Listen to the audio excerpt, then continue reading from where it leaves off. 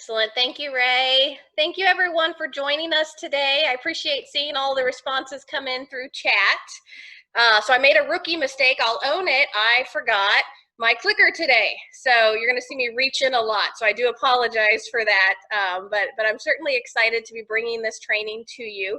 As Ray mentioned, my name's Brianna Larimer. I haven't met all of you yet, but I'm certainly looking forward to it. I was MTI's newest acquisition about a year and a half ago now. So still kind of making my way around to meet everyone within Extension. But if you're not familiar with what we do, we are a lot of you out there are the ag arm probably for Extension. We're the business arm. And so we bring all of the information from Trulaske College of Business out to the residents of Missouri as well. And one of the things we really enjoy doing is the professional development for Extension. And so if you've received any mailers like Engage, that's actually how we've branded our professional development for MU Extension employees. It's specific only to you. So if you see those opportunities come up, you receive a mailer from us, please jump on those. We would love to have you in all of those professional development seminars. We have some other ones that are getting ready to start. And so these are a little separate. These are actually for our curriculum, kind of back on track with what we do on a normal basis. And so some webinars we have coming up now, we'd like to just tell you about our Flash Friday webinars. These are 1-hour webinars that I will be teaching. And with that, it's 1 hour, kind of some sit and get opportunities to just talk about handling change fatigue, time management, and work-life balance, which are all kind of topics that I'm sure as we start transitioning back into the office again, we're looking to kind of tag into and figure out how to kind of start over again. So I hope that maybe you'll join me on some of those. Ray does all of our leadership training, and so she is doing Topic Tuesdays, and these are going to be 90-minute seminars for $99. And starts out July 14th, leading through change. Then she's going to be talking about leading the strengths-based teams. That does include the Clifton Strengths Assessment if you do need it with an additional fee that goes straight to purchasing that assessment, and then coaching for performance. So we hope that you'll be able to maybe join us on some of those if the opportunity presents itself.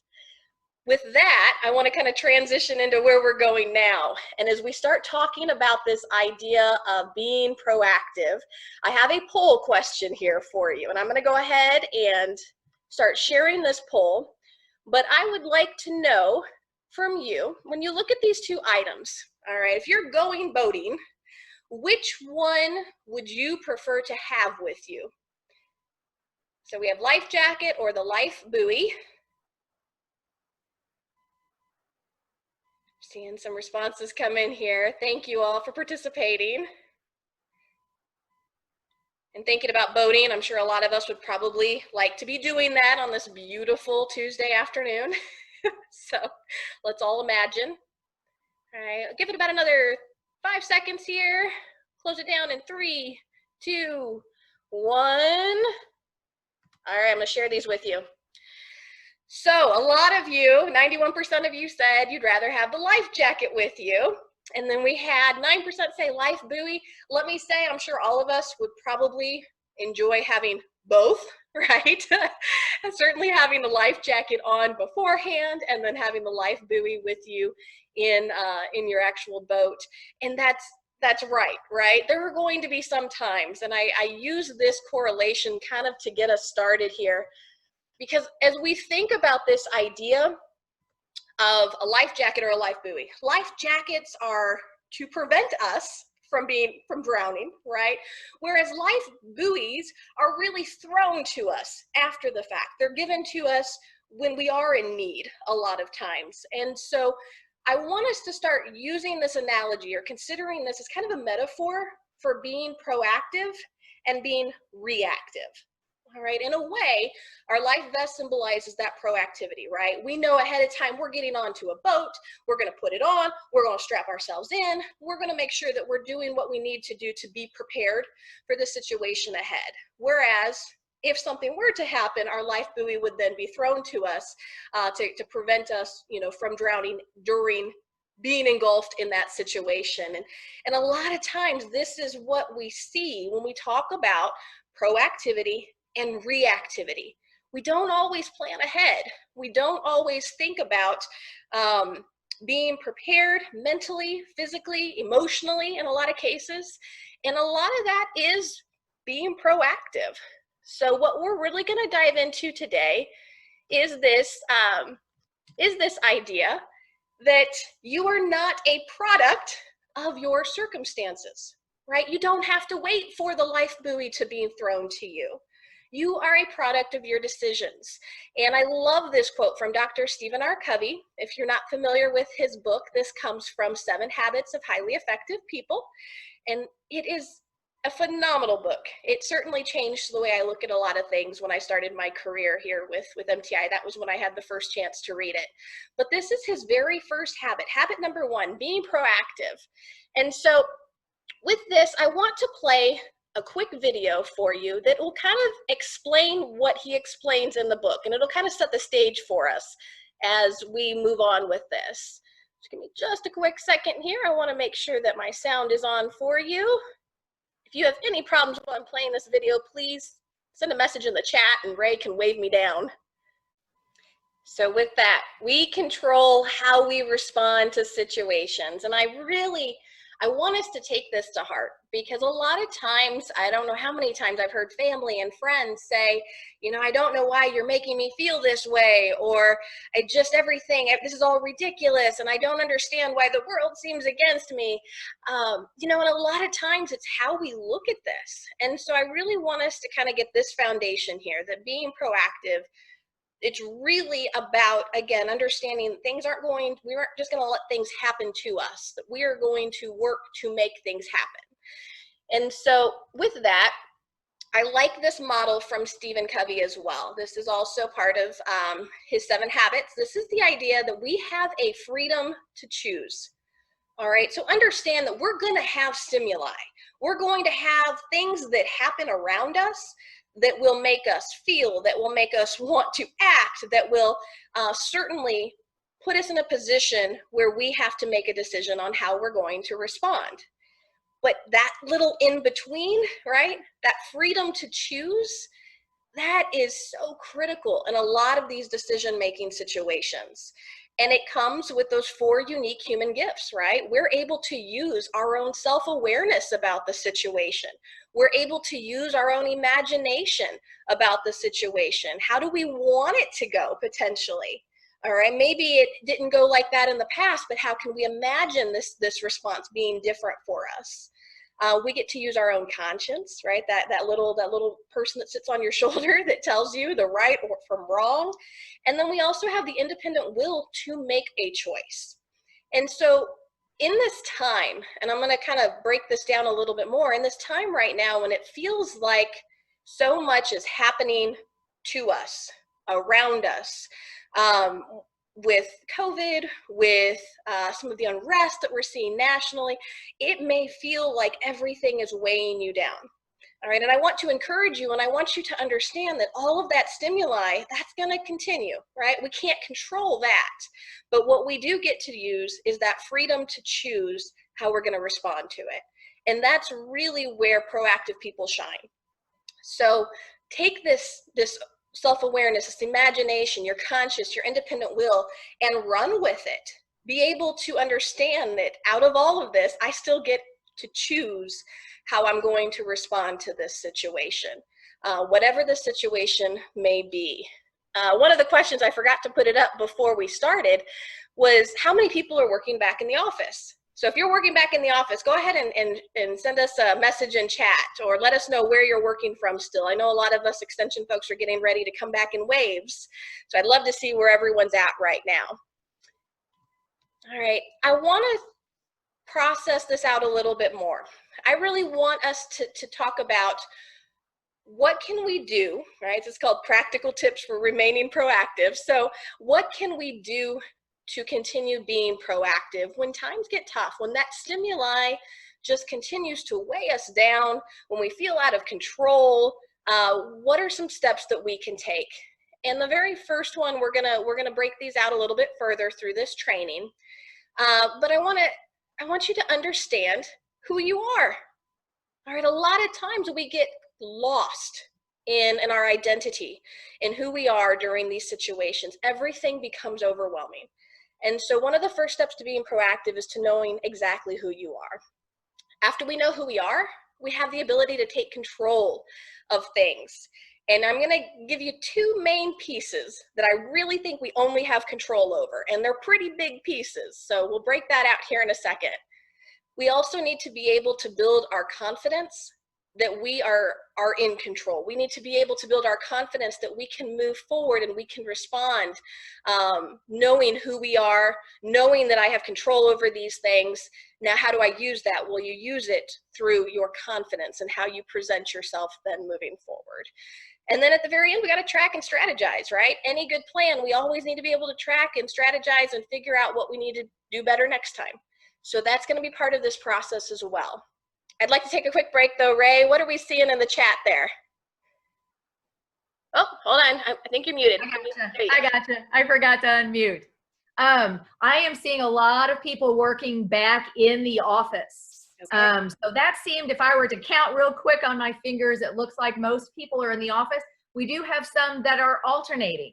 And so they're kind of part in the office and part at home. And then of course we've got a couple of us, me included, Brianna included. We're still working from home, but a lot of people are back at work. Okay. All right. And so we're trying to learn how to make that transition now. For a lot of you, you're out there, you've spent maybe the last 3 months at home, and now we're moving back into the office and we're trying to get reacclimated to a normal, right? And here's the thing, you might have stimuli in your own office right now. Right? You might be concerned the moment you walk through the door, right? You might still have health concerns, safety concerns, all of those things that can kind of weigh us down. And so I'm hoping that we can take away some of these ideas and as we move forward now, understand how to recalibrate, I guess, as we will, as we're transitioning back into the offices. So thank you all for everything that you do and for jumping back in there and getting back into the office. I know Extension certainly appreciates it. So, all right, the very first thing, right? We talked about this. We said that it's important that we understand who we are. If we want to be proactive, then we need to really take a self-assessment and say, do I do these things? Am I in a mental place, in a place where I can actually be successful in being proactive? Because if you've taken kind of a back seat and you've been kind of the one that's just, I'll take the life buoy every now and then it's going to take a lot of rediscovery, right? You're going to need to have some trial and error. We're going to need to recognize when it didn't go quite as we had hoped. We're going to need to pause and we're going to need to say, all right, I thought that I was being proactive in this situation, but it turned around and this was the result. So what do I need to do now to improve? All right. And it may also require that you ask. One of the main things I'm so grateful for with my team at MTI, Ray and Dewey both, if I ever kind of get lost on who I am or overwhelmed in a situation and I need some guidance, right? I need a path to help put me back on. I ask them, all right, how am I doing here? Sometimes I even do this at home. So it sounds a little crazy, but I'll look at my husband and I'll say, how am I doing as your wife? All right, are there things I could be doing better? Boy, what a loaded question, right? But we cannot fully understand who we are sometimes without asking those questions, because we may think that we're acting a certain way, but what other people are perceiving from us may be totally different. So it's important to really get that perspective as well. A lot of you may have taken some personality assessments. Maybe you've taken the DISC assessment, maybe you've taken emotional intelligence assessment, maybe Clifton Strengths. There's so many out there now. Maybe that will help guide you. All right, and I can certainly say just from experience, when I started at Missouri Training Institute, I hadn't taken any personality assessments to that point. And so it was really exciting to start learning about kind of who I was and areas that I didn't think I could even flourish in. I'm seeing it on here. And then areas that I know I need to work on or improve in. I'm understanding now a lot more about myself. And honestly, that in itself gives you enough push to want to keep learning more, to want to keep being more proactive as opposed to just reactive. I am who I am. Now I know actually I have these skills as well. So maybe a personality assessment would work for you, or be a good place to maybe start. And ultimately, it's going to come down to your own self-evaluation. You have to know who you are, who you want to be, and how you're going to get there. All right. So that will be the first step here. The next step, I think, is the most critical step. All right. We need to be able to take control of the things that we can, because there are a lot of things maybe in that circle of concern, as Covey mentions, that we would love to be able to control, but we can't. Realistically, there are only, and I'm going to suggest, 2 things in life that we really get to control. All right. And the very first one is your attitude. So when you think about your attitude, all right, and I don't mean just a displayed attitude, right? Sometimes people get caught up on, oh, you got a bad attitude. No, I mean, what's going on up here? All right, what is your mindset? What is your self-talk saying? All right, are you giving yourself limitations?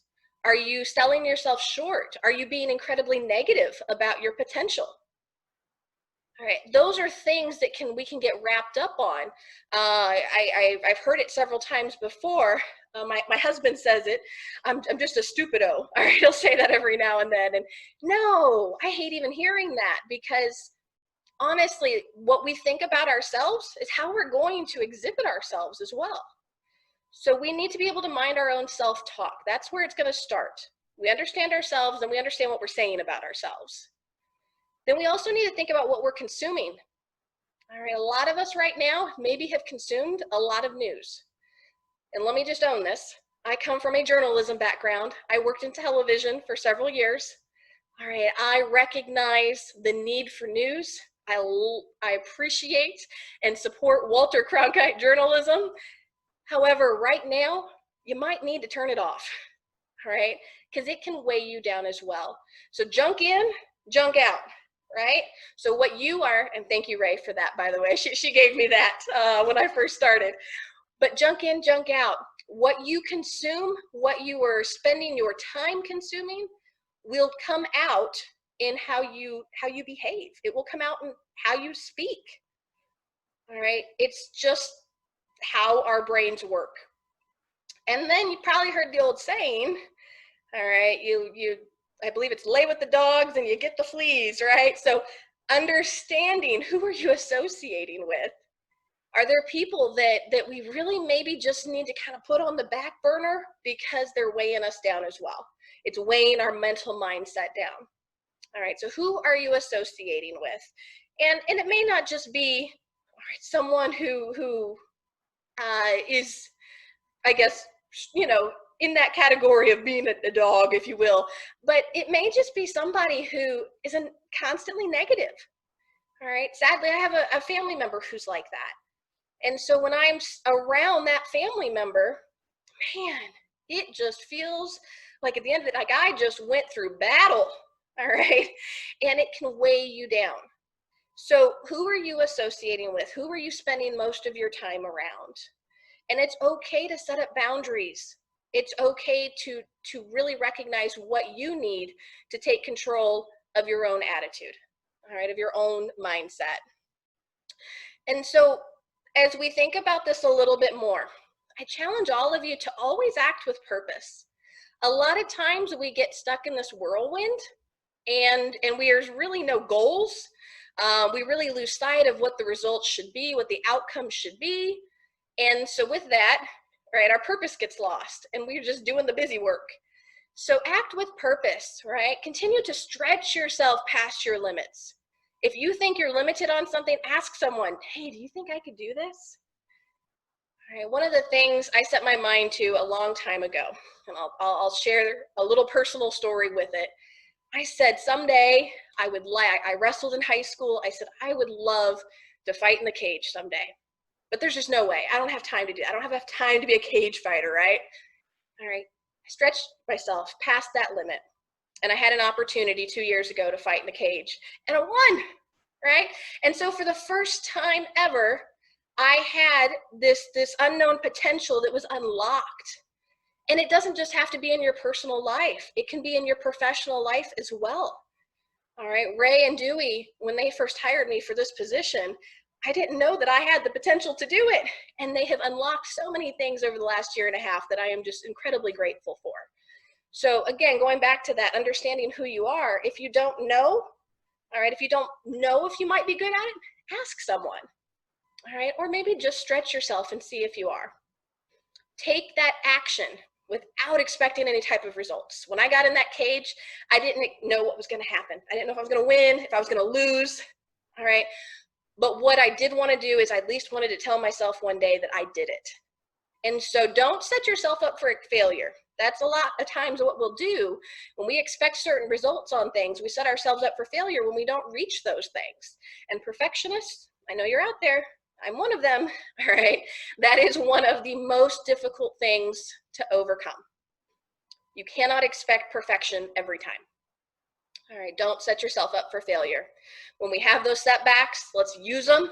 Let's use the information from them. Let's improve. Let's not take things so seriously. All right, recognize that your expectations of others may not be to their potential. All right, it may not line up. So we talk about limitations of others. We have to be receptive to that. We have to forgive them for their limitations. My husband doesn't know how to pick his socks up off the floor. I forgive him for those limitations, okay? And so recognize that there are times, all right, that we just need to say thank you more frequently. We need to have an attitude of gratitude. I'm sure a lot of you have heard that, but it all starts with us, okay? And it starts with, these are the things we get to control. So that's pretty exciting to me, and I hope it is for you as well. The second thing that we get to control is our effort, okay? So our attitude and then our effort. And so this is one of my favorite, actually is my favorite quote, Dwayne "The Rock" Johnson, all right? Be humble, be hungry, and always be the hardest worker in the room. And I think it's important for us to reflect on some of that, because sometimes we get complacent, all right? And let's not get complacency confused with content, okay? I think being content is very different. Complacency is when you've gotten to a point where maybe you know you can maybe do a little bit more, but you just don't feel like it. So you're just gonna stick in this whirlwind of complacency. And that's not an okay place to be. Proactive people don't stay in complacency, all right? Maybe proactive people get to a point where they're content, but we're always focused on goals. Okay, we're always focused again on these efforts. Okay, have we set goals? Are we committed to getting those results? Okay, are we doing our job here and rejecting complacency? And I really encourage us to consider adopting a growth mindset if you haven't already. And so what is this? Well, a lot of times, a lot of people, and I don't know that we see this as much with our university folks, right? Our staff and faculty at the university. We're all pretty high in being learners. But sometimes you have people who just recognize, hey, skills are set. You have what you have. There's nothing else, right? I have a family member who looking for a new position, but thinks that she's only good at cutting hair. All right, that's all she's done for 27 years. So she thinks those are the only skills that we have. Well, that's not true, right? Our growth mindset people we'll talk about here in a second, they're always pushing past those limitations. All right, we're being performance focused, right? We're making sure that as growth mindset people, we are treating mistakes as learning opportunities. And so I challenge you to pull yourself, if you're looking at it here on the left side of your screen, all right, from a fixed mindset into this growth mindset. What research actually suggests to us is that when you adopt a growth mindset, when you start being process focused, when you recognize that effort's important, all right, when you know how to use feedback, when you again treat those mistakes as learning opportunities, that you are actually allowing your brain to grow. All right, there are studies that have shown this, that when you adopt a growth mindset, you actually open up limitless possibilities. And so recognize through this attitude, through this effort piece, right, you get the option to do or to not do these things. So I'd like to pause for a second. I'd like to open up a question to you all. In the chat, let's go ahead and use the chat for that. I'd like to know, what's one thing related to attitude or effort that you have taken control over in the last 3 months? So since we've kind of been on these restrictions, since COVID has hit our country, what are some things that you took control over related to attitude or effort, and how's it helped? All right, so if you can go ahead and send some of those answers into the chat, I'd certainly appreciate it. And Ray, I'll turn it over to you. Excellent. Well, we've kind of been having a little side conversation when you talked about personality inventory. So we've got a lot of talk about our true colors over there. But Jim's starting to respond a little bit about what's going on that he's taken control over. And wow, that's a big one. He says personal spending. So we haven't been able to do a lot of that with things closed, but yep, relationships at home, taking some control over that. Learning a new language. Ooh, we've got some big growth going on there. That's awesome. Thanks, Mary Beth. Stacy says spending and time management. So Clint's all about the physical fitness and weight loss. Down 30 pounds. Whoa. That's awesome. Good for you. We'll have to put you on camera here. So lots of people are impressed with that. Way to go, Clint. Catherine says she's down 27 pounds. So for some, I think I gained your 27 pounds. What's going on here? Gina talks about some skills. So pursuing an educational opportunity right now. So wow, a lot of personal growth and development. Getting control of our finances, getting control of how we're spending our time. And the wonderful part is that getting control of what we're feeding our bodies. So good for you guys. That's awesome. Great job, everyone. Oh, Clint, thanks for coming on camera. I saw you there, and you look great. You look great. So I'm so excited for everyone. You know, that's the thing is, I certainly want to encourage each of you for taking, if you aren't normally considering yourself a proactive person, for taking the first proactive step, because that is part of it, is understanding I'm not going to let this situation, right?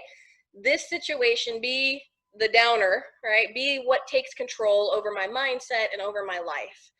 And so really, all of you, kudos, wonderful job on all of your accomplishments through this. All right. A lot of us may struggle because sometimes we don't think we have we don't have confidence in ourselves, or we think maybe it would be silly to take that step. You know, I will tell you that there is so much importance in this idea of building your confidence so that you can push yourself past those limitations. So it starts with picturing success. All right, as I mentioned earlier in my scenario, I certainly did not know what was going to happen in my cage fighting experience, right? But when you start picturing it and you start seeing it happen, research actually has showed too that it can help in those situations where you picture your success, you are ultimately usually more successful. Now, not in all cases, right? It wouldn't be a learning world if we were successful in everything that we did. All right, but we have to recognize that even if we fail the first time, we're going to be able to improve. You've felt it now. It's like riding a bike, right? The first time you fall off the bike, do you just put the bike away and say, I'm done? Or do you get back on? And I hope that a lot of us recognize the importance of being able to get back on, because it does build our confidence. And before we know it, we're out there riding without training wheels. And so believe in your ability to improve. Recognize that failure it's a confidence booster. Maybe it doesn't feel like it at the moment. Okay. And I can certainly attest to that. My background's in journalism. I have now managed to transition from journalism to juvenile justice as a deputy juvenile officer, to law enforcement, working as a public information officer, to now working as a trainer. All right, I never would have thought that the skill set I've developed through the years would have been where it is today. And that's only because I failed a lot of times, okay? And I picked myself back up and I said, let's keep going. And I encourage all of you to do the exact same thing. All right, practice failure. It should be part of what happens. It's natural, okay? And when we fail, it's important maybe sometimes to reach up and to ask for help. All right, grab somebody's hand, say, what did I do? All right, get that feedback, and then use the feedback to now pursue risks again in the future. All right, to be able to step out of that comfort zone. So build your confidence up. Recognize that reactive people have some statements sometimes that you'll hear. All right, you'll hear, oh, there's nothing I can do. Oh, that's just the way I am. Oh, he makes me so mad. So again, putting the blame on someone else, right? Giving someone else control over yourself. They won't allow that. All right, I have to do that. I can't. It's probably the biggest one, right? A lot of us, I can't do that. All right, or I must. I got it now. Now it's a forced thing, as opposed to my own free willingness to want to succeed in it. Now I'm only trying to succeed in it because someone else has told me I have to do it. And so there is an impact in that, and it kind of has a negative connotation with it. So you're not doing it out of your own free will anymore. We've lost that freedom to choose between the stimuli and the response. I'd like to look at these as some options now to change our language. All right, so when we say there's nothing I can do, our proactive people are like, wait, let's look at those alternatives. Okay, I guarantee there's a lot we can do here. All right, I can choose a different approach. I control how I respond to this. I choose. All right, this is what I get to choose. I prefer or I will. So recognize what language you're using. All right, that's going to be a key indicator to where am I really standing here? What is my confidence level with this? And now I'm not naive in suggesting that we are confident in everything that we do. Clearly, we've talked about failure and building ourselves up, but it does start with the language that we're first mentally telling ourselves, but then that we're also exhibiting to other people. All right. I really appreciate my mentor. I have one through Women's Network, and she has been incredible in helping me understand how I speak to people. All right, and the words that I use are truly how people are going to perceive me as well, and my confidence or my assertiveness, right? Because there is a difference between those two also. So let's start really evaluating what is some of the language that we're using here on a daily basis even. And maybe it starts with journaling. Maybe you take a moment at the end of the day and you start journaling, and the next week you go back and you reflect on some of the language that you used even in your journal, right? Or you ask for that feedback from your mentor or from a supervisor or from a friend you trust or a loved one who you value that feedback from. All right, so help really build your confidence, starting with some of the language that you use. And the last step here I want to talk about is this idea of tracking and strategizing. All right, there are things that are going to get in our way. Right, we are going to have these barriers. And a lot of times, we don't even recognize that they are barriers to us being proactive. The very first one, and the one that hits us probably the hardest, is this busy work. So we look at something, and I have done this as well, and it is maybe a larger task, is going to require a little bit more planning. All right, and I'm like, well, I got these other things I can do, and I can get those checked off the task list, right? But maybe that's not the most important thing for me to be doing. Maybe that's not what's going to get me the results that I'm really telling myself I want to achieve. And so the problem with task lists sometimes, don't get me wrong, I have gold in me too. So if y'all talking about true colors, my second is gold. And so I do like those checklists. I do enjoy those, but we need to be careful that we don't get so caught up in this busy work that we forget about tracking and strategizing for the goals and the outcomes we really want to accomplish as a proactive person. All right, and to be able to even start all of this, we have to set those effective goals, right? So if I say, and I'll give you an example of a current project I'm working on, I'm going to complete module 1. I'm putting together a whole Canvas course. So I'm going to complete module 1, get all this information entered. I'm going to have it ready to go by X deadline. All right, that's my effective goal. I can't let myself continue to be inundated with some of the busy work, right? With some of the, well, let me just do a post on Facebook because that's easy to do, right? Let me just do a quick, oh, I just need a mental break. Let me just scroll Facebook real quick, right? Or I'm gonna check that email that just came in because I should probably respond to that. So we have to set those effective goals and not allow the busy work to interfere with them. All right, we also need to be able to keep our own scoreboard. If you have no method for tracking your progress on this, then you're going to be unsuccessful. All right, we have to have a scoreboard for tracking our progress. So maybe if you're somebody whose goal is to work on your time management, you start tracking a time journal, right? You start going minute by minute, maybe 15-minute increments would be a little bit more realistic. 15-minute increments and journaling down, how are you spending your time? So at the end of the day, you can see and track your progress and how you spent your time. But that method has to be set up in advance. And we also need to be comfortable with uncertainty. So when we talk about that big project at the beginning, all right, it's overwhelming, it can be uncertain, and we need to be able to say, that's okay. I'm gonna jump into it anyway.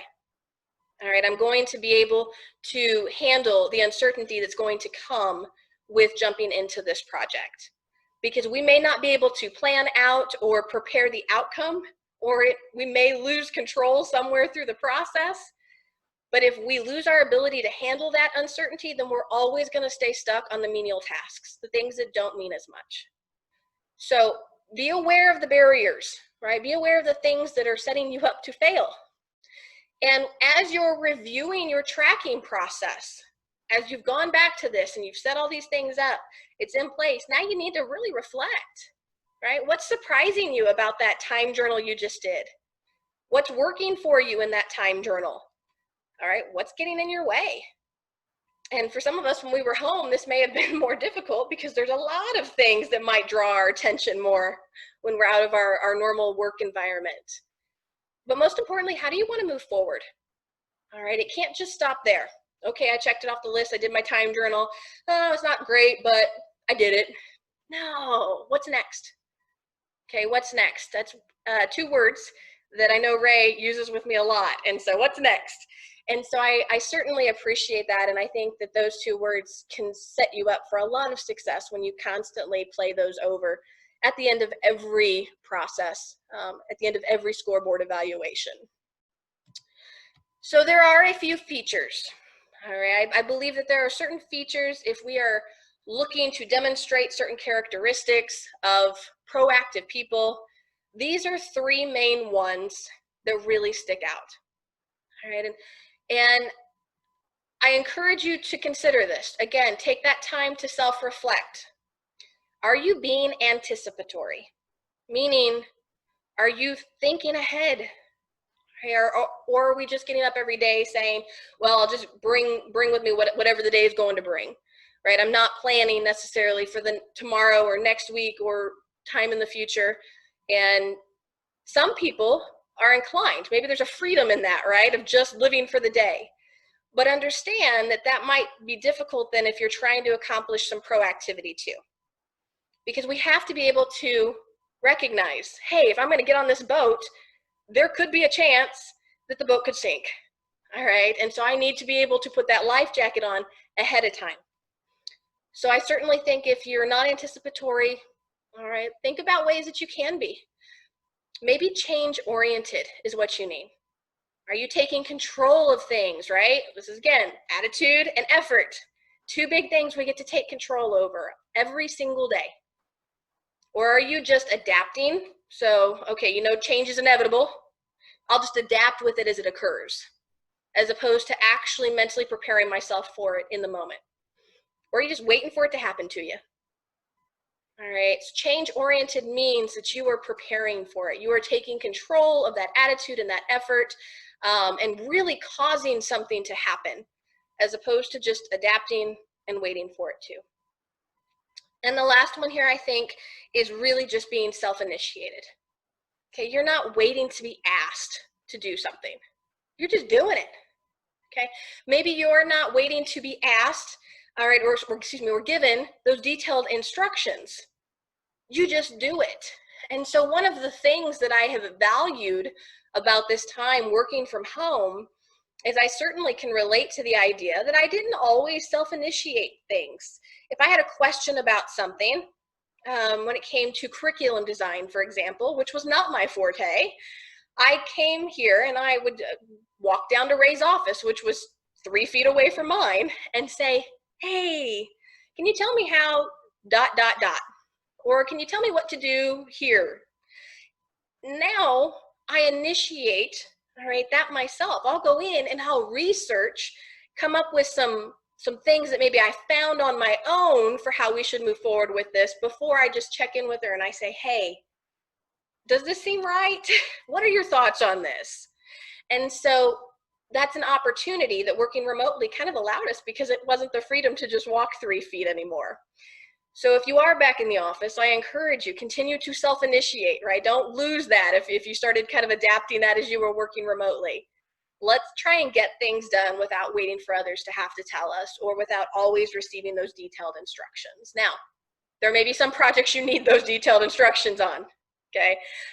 So in those cases, certainly, but let's just kind of reevaluate what would be appropriate in this situation. All right. For my managers, okay, for my managers, my supervisors, it's important, and I assure you, most of you likely know this, but through the coaching process, you want to be able to develop this proactivity in your employees as well. So how do we do it? Well, it's got to start with trust and empowerment first. All right, if the trust isn't there, that's the foundation. There's going to be no ability to really build the rapport and the relationship that you're going to need to really develop them as proactive employees at all. So focus on trust and empowerment first, okay? Maybe start an idea challenge, okay? So here's our problem. So bringing problems to the team and saying, what's your all's ideas? All right, challenging them to think outside the box and bringing things to you. Bringing even maybe some of the craziest ideas, right? Have always, in some occasions, turned out to be some of the best. But just encourage this idea. Welcome an opportunity or an environment of new ideas. And even if they're crazy, right? If we're able to right now, maybe we allow them to continue to work from home. If that works with them, if that works with your bosses, then give that flexibility.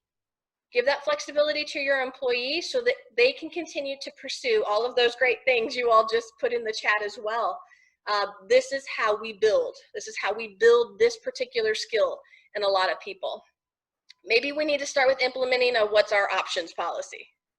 So instead of coming to me every time you have a problem, all right, I want you to come to me only when you know what your options are with that problem as well.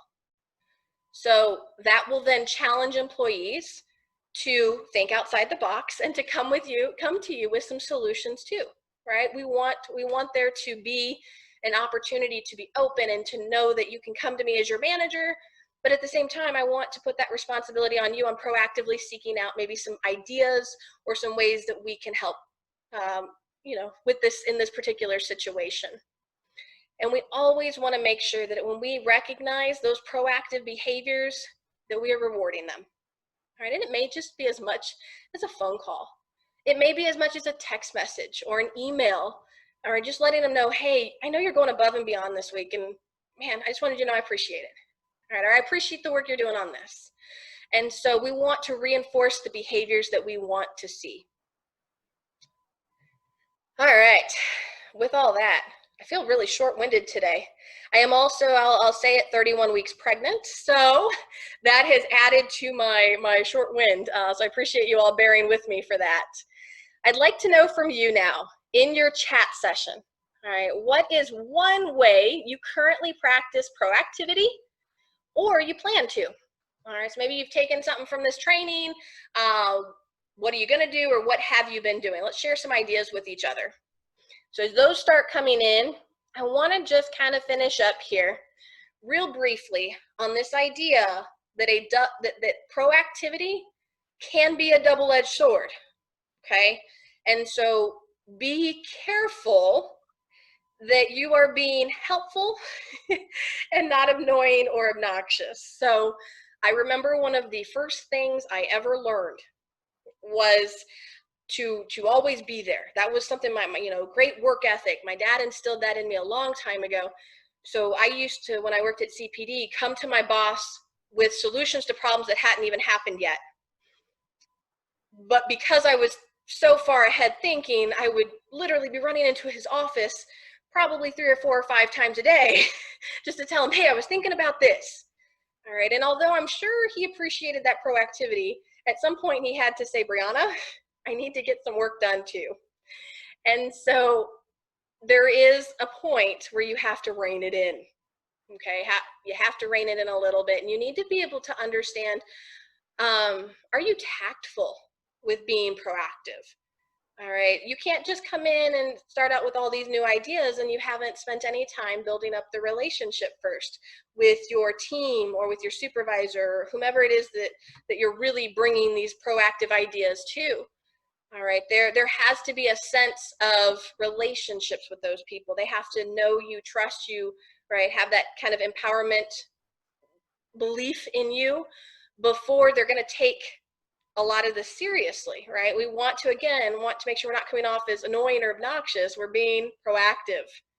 And we need to be able to understand when it's appreciated, because it may not be appreciated in every situation.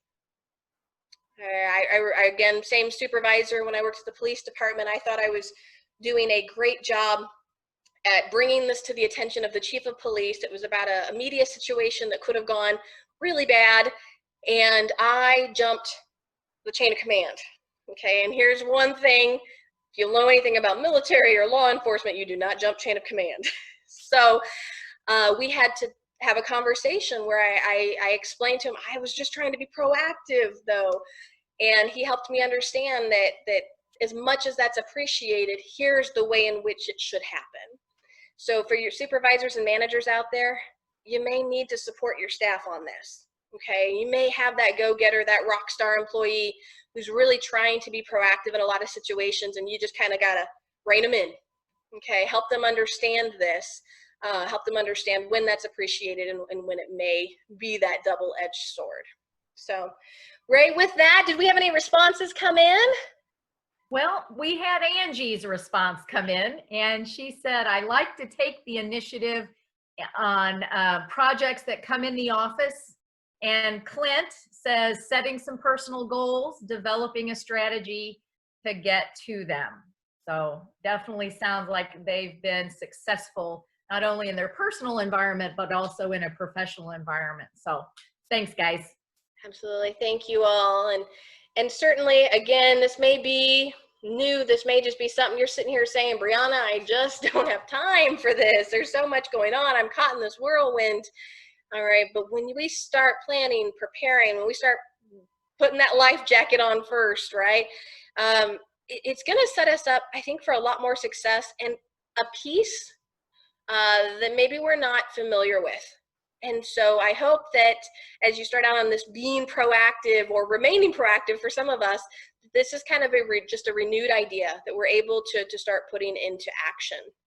And in summary to all of that, I just want you to really take these ideas away. Okay, being proactive honestly is that posture that you're taking towards the world. The biggest point: proactive people act rather than being acted upon. All right, we are putting things into motion. And I think it's really cool, and the reason I feel very passionate about this particular subject is because that no one and nothing can ever take away how you get to respond to your circumstances. That's your choice. All right, and so recognize, I like my little picture here, I do it like a boss, okay? And if you're not familiar with that terminology, it's apparently like a fun street terminology, you know, you're doing it like a boss. So get it done, right? No one and nothing can ever take away how you respond to your circumstances. And so with that, I guess I'll open it up. Have we had any questions that have come in, Ray? I haven't seen any questions so far. Okay. All right. Well, I hope that you found today to be helpful. It was a lot of information in an hour, but I hope that you have some things to kind of take away that will either remotivate you, renew you, or get you in that place where you're really kind of working to be a little bit more proactive. Just a final reminder, we have our Flash Fridays and our Topic Tuesdays coming up in July and August. Ray and I would certainly love to have you all in any of those sessions. And with it, I just want to say thank you guys so much, and thank you for all the work you do for Extension and beyond. Thanks.